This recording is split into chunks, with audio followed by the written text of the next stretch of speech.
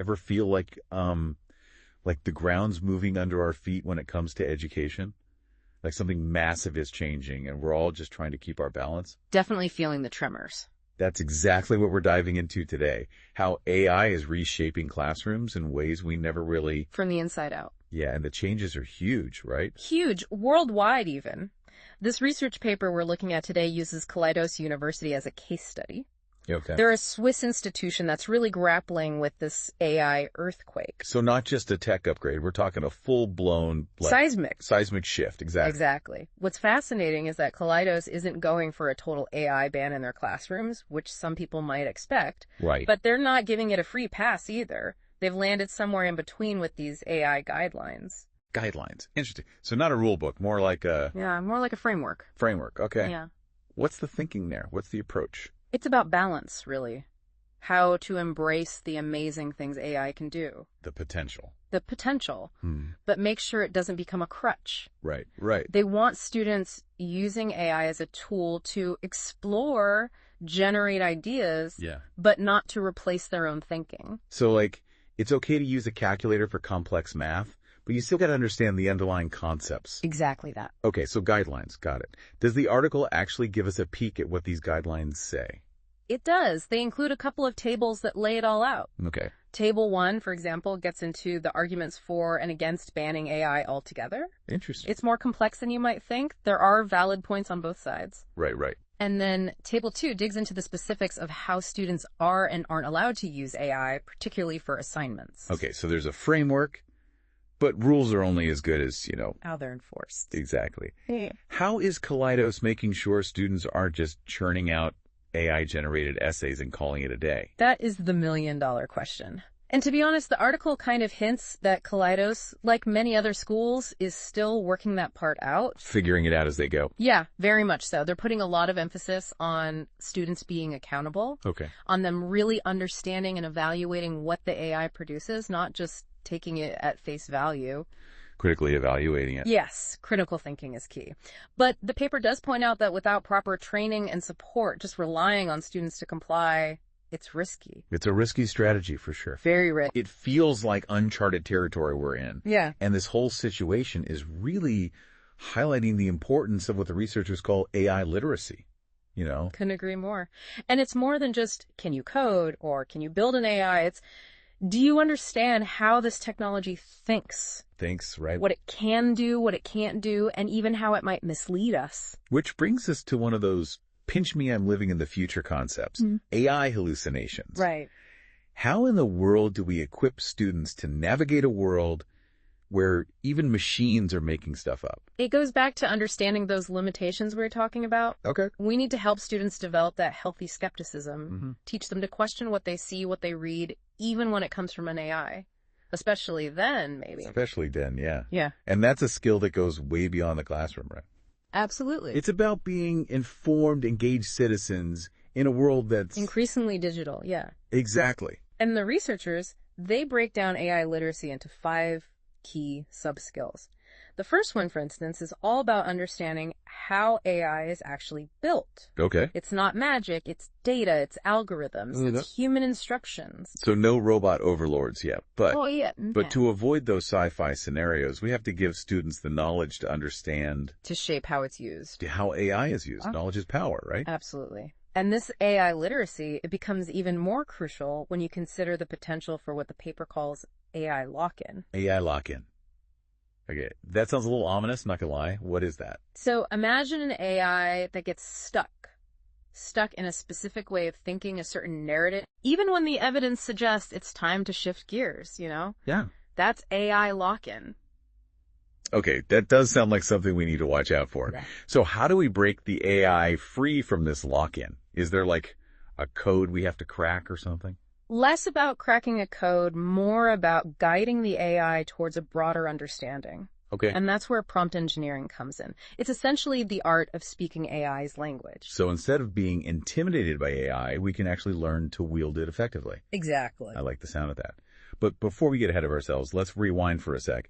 What exactly is prompt engineering? Think of it like this. You're trying to find something in a massive library. Okay. But this library, it's run by an AI librarian who needs very, very specific instructions. Okay. Prompt engineering is about crafting those instructions. The right questions, the right commands to unlock the information you need. So less, is there a God? And more, explain the concept of gravity in a way a 5-year-old would understand. Perfect example. It's about being precise, understanding the nuances of how AI processes language, and using that to your advantage. And I'm guessing, like any language, there are different levels of fluency, right? You got it. The paper talks about 2 main types of prompting, zero-shot and few-shot. Those sound a little intense. Break those down for us. What's the difference? Okay, so zero-shot prompting is like giving someone directions without a map. You give the AI a prompt, question, instruction, no specific examples. Okay. And it has to figure out what you mean and respond based on what it already knows. So kind of like a guessing game for the AI? In a way, yeah. Few-shot prompting is where you give the AI a little more help. Or give it a few examples along with your prompt. Like, here's what I'm looking for. So it's like, here's what I mean, AI, take these examples and run with it. Exactly. And even within those 2 types, there are even more specific techniques that we'll unpack. The research paper talks about one called chain of thought prompting. Okay, chain of thought. Now that's intriguing. Tell me more. It's really about encouraging the AI to think step by step. Instead of just jumping to the answer, right, you're prompting it to break the problem down into smaller, more manageable pieces.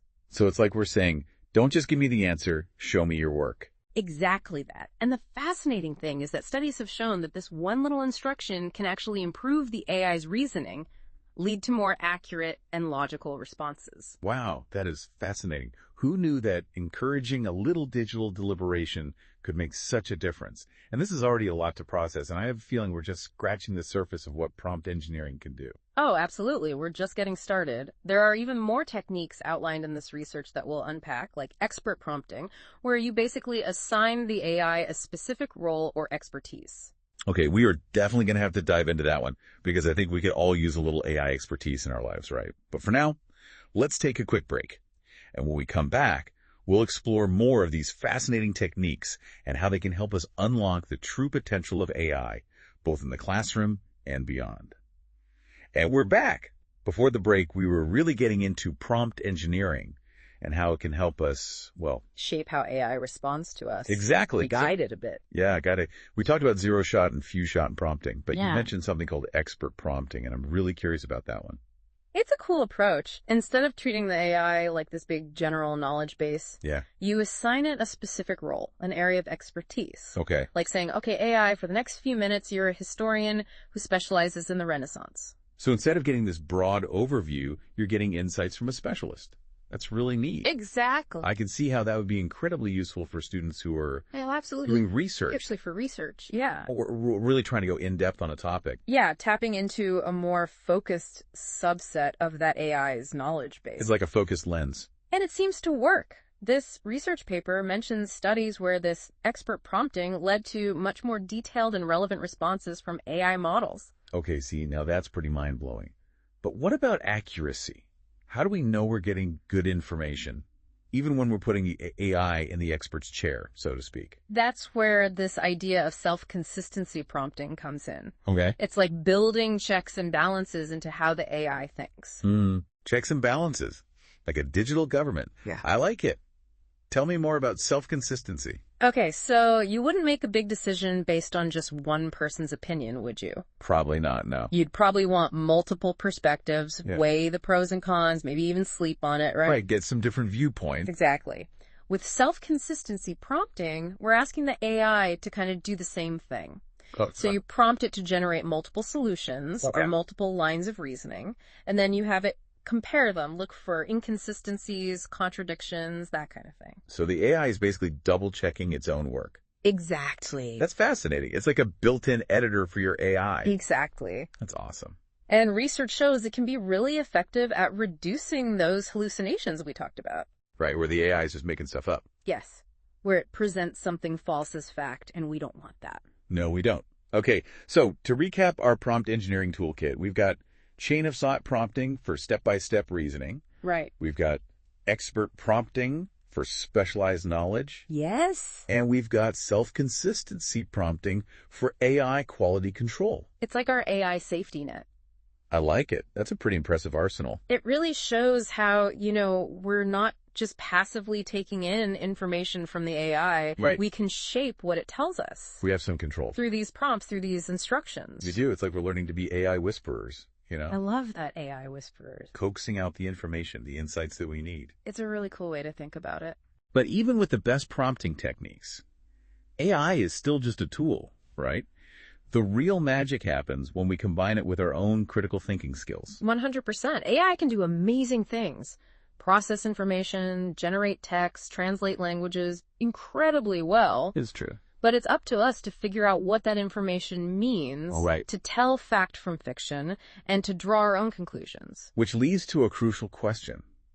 How can we use AI to actually enhance critical thinking skills, not replace them? Because I'll admit, that's something I've heard from a lot of educators and parents, that concern. It's a valid concern, and the researchers actually address that directly in this paper. Okay. They argue that when used thoughtfully, AI can actually be a really powerful tool for developing critical thinking. Okay, now that's an interesting take. How so? Well, think about it.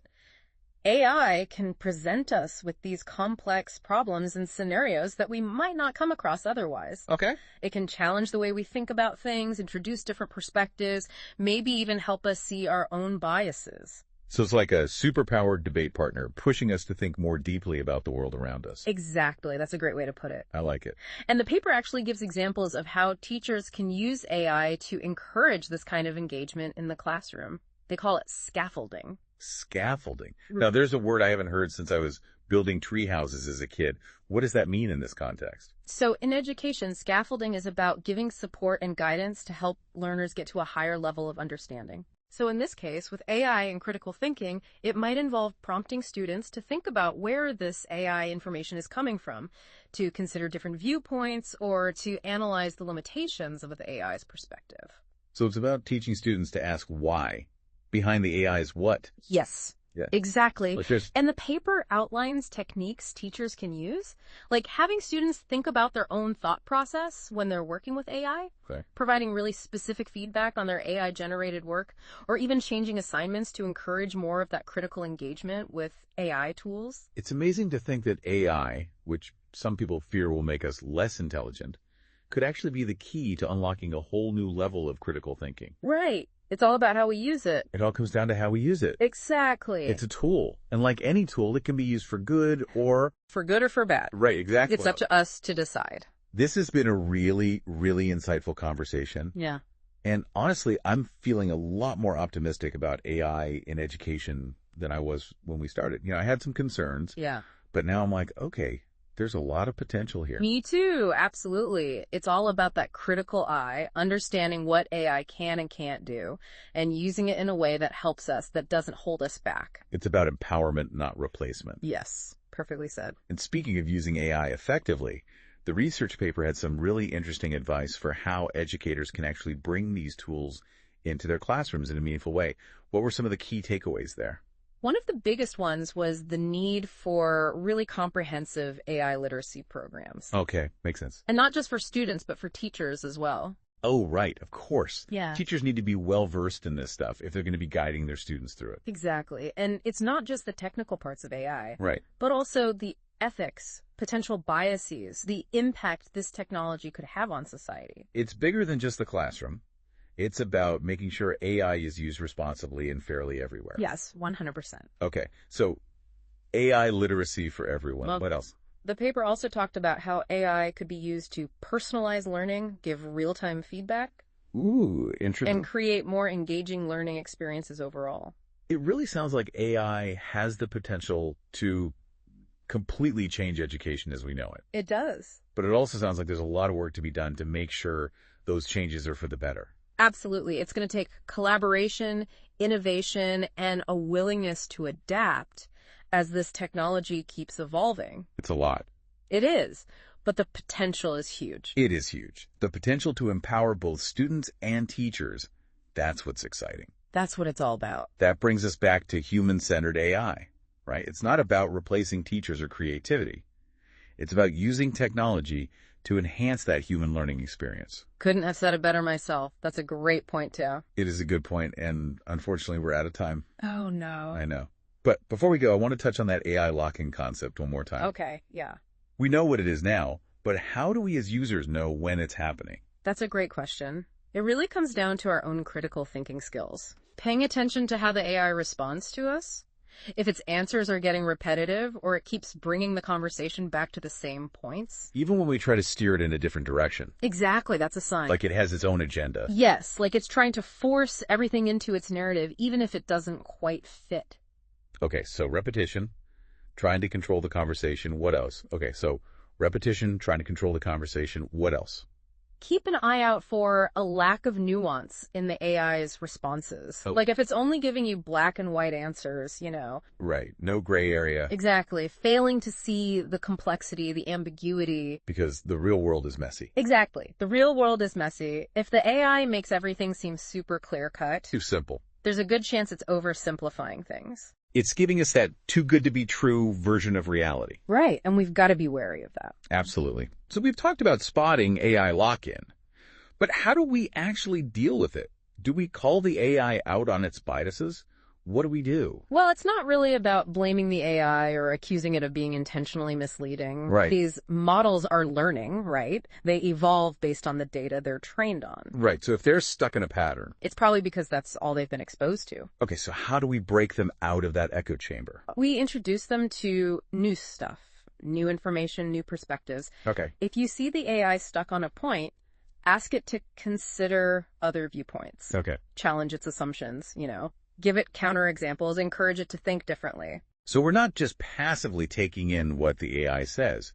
We're actively participating in its learning process. Yes, exactly. And that's what's so amazing about combining human intelligence with AI. Yeah, we're working together. You can see when it's going off track and nudge it back in the right direction. This has been eye-opening, really. I have to say, I started this conversation feeling a little unsure about AI in education, I hear that. But now, I'm feeling much more optimistic. There's potential here. Me too. It's all about that critical lens, right? Knowing what AI can and can't do and using it to empower ourselves. Not letting it limit us. Exactly. And speaking of using it well, the research had some great advice for educators. Like how to actually bring these tools into the classroom in a way that works.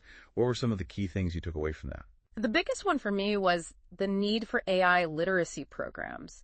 And not just for students. Right. For teachers, too. For everyone. Teachers especially, because they're the ones guiding those students. You have to understand it themselves first. Exactly. And it's more than just the technical stuff. It's the ethics, the biases, the potential impact on society as a whole. It's bigger than just the classroom. It really is. It's about making sure AI is used responsibly and ethically everywhere. Okay, so AI literacy is crucial. What else? The paper also talked about using AI to create more personalized learning experiences, give real-time feedback, and make learning more engaging. It really does sound like AI could transform education as we know it. But, big but, we got to make sure it's a transformation for the better. Absolutely. It'll take collaboration, a willingness to adapt, and a whole lot of innovation. It's a tall order. It is. But the potential is there to empower both students and teachers. That's what excites me. Me too. And that takes us right back to human-centered AI, doesn't it? This isn't about AI taking over. It's about using it to make the human learning experience even better. Perfectly said. That's the heart of it. And on that note, I think we've reached the end of our deep dive. But for all of you listening, the conversation doesn't have to stop here. We want to hear from you. As AI becomes more and more a part of our world, what role do you think it should play in shaping the future of education? Let us know in the comments, and be sure to check out the show notes for links to all the resources we talked about today. Until next time, keep exploring, keep questioning, and keep diving deep.